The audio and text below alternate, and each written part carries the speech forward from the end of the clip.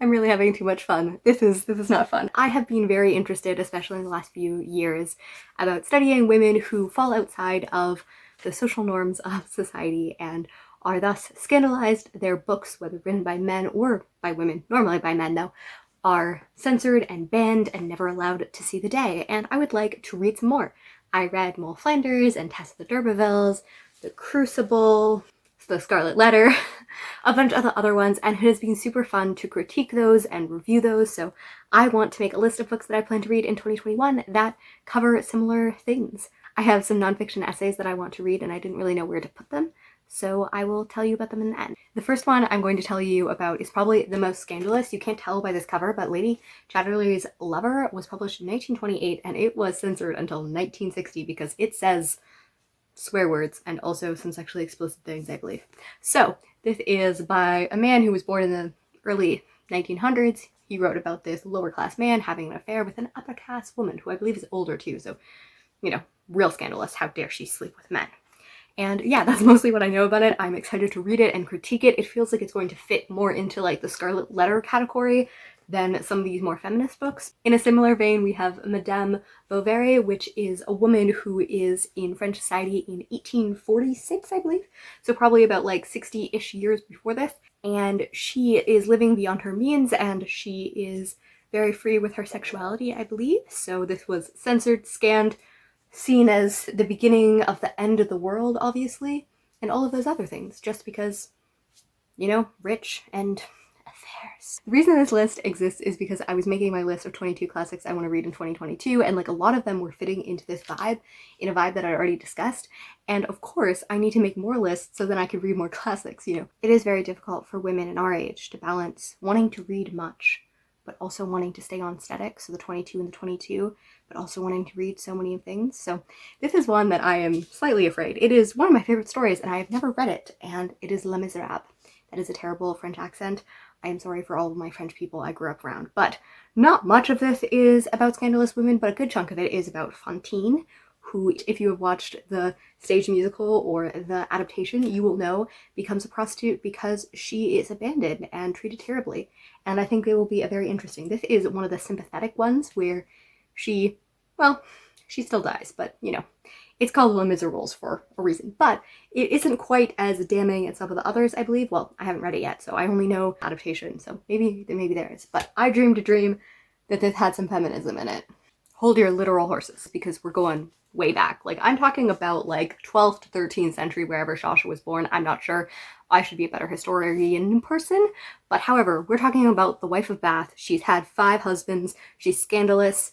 Is she the one who walks around naked, or is that just another woman? I'm not sure. Which is legend and which is true. But what I do know is that she's a scandalous woman in a short story collection I've been meaning to read forever. So we'll do that. I also will be reading a translation because I am not very good at Middle England. For the next one, we're going all the way from the 1300s all the way to 1937. Sadly, this woman only had 3 wives. Actually, she had no wives. She only had husbands, but that's a tale for another time. However, this is scandalous because when she starts to feel things, she gets sent off to marry an old man because otherwise it's scandalous. This is Their Eyes Were Watching God. I did not know this is a scandalous woman writer, but I am intrigued to explore this. This was already on my list, and then when I was looking at the description and learned that, I was like, you know, another book to take off my 2022 list so that I can read it also in 2022. Our next one on the list is one of the ones that is scandalous not completely in sexuality, but in standing up for basic human rights. And this is The Tenant of Wildfall Hill. This is a book that I've been very, very excited about. It is about this woman who runs away with her son because her husband was abusive, and we're kind of being intrigued, and then people are trying to figure out more about her because women do not run away from their husbands in 1840s. Sadly. I have mixed feelings about the Other Brontes, but I read her poetry and it's really great, so I believe that this story is going to be my Bronte story. Don't give me Jane Eyre, don't give me Wuthering Heights, give me Anne and The Tenant of Wildfall Hill.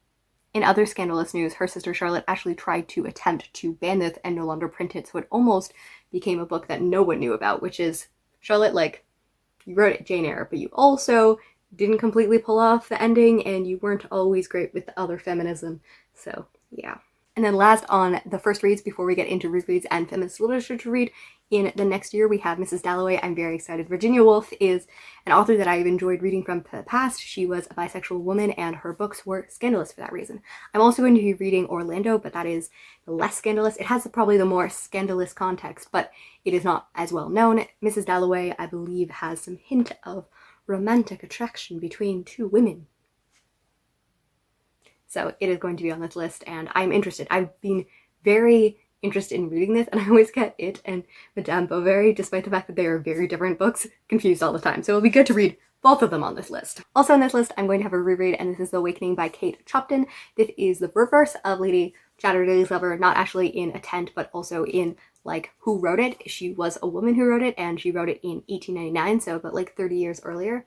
And she was like, hey, what if a woman who is being married all these years and had these children actually wants to explore her sexuality and like, you know, maybe she didn't want to get married really young. Yeah, I don't condone cheating. That's not really what I'm here to do, but I do like reading about it because it's interesting. I read this as one of my first like classics. Like I've read classics before, but I hadn't like explored a lot of classics. I was like 19 or so when I read this and I would love to reread it and give it another try because I didn't absolutely love it. I didn't dislike it. I just didn't really feel a connection to it. So now that I've seen some more heaviness in the world, I wonder if I will enjoy it more.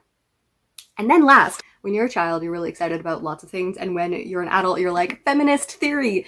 It's so exciting. So this is a very, very large mammoth of a book that I discovered in a free little library last summer, and it is called Feminist Literary Theory, and it is published in 1996. So I'm not like believing this is completely up to date, but it does have some interesting essays in it, and I took a chance to look through it specifically because In Search of Our Mother's Gardens, which is written by Alice Walker, she's writing kind of a critique of A Room of Our Own, which is very interestingly in the very first part and the first selection in here.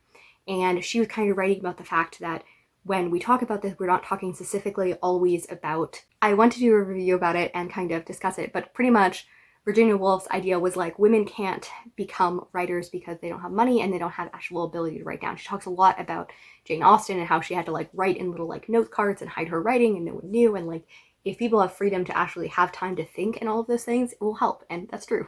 However, it does eliminate the fact that women have been and will continue to write in situations that are not ideal. And in this, Alice Walker specifically talks about Phyllis Wheatley, who was an enslaved woman and the first Black person to publish her writing in the United States. And she did it in the 1790s. Actually, it might have been 1690s.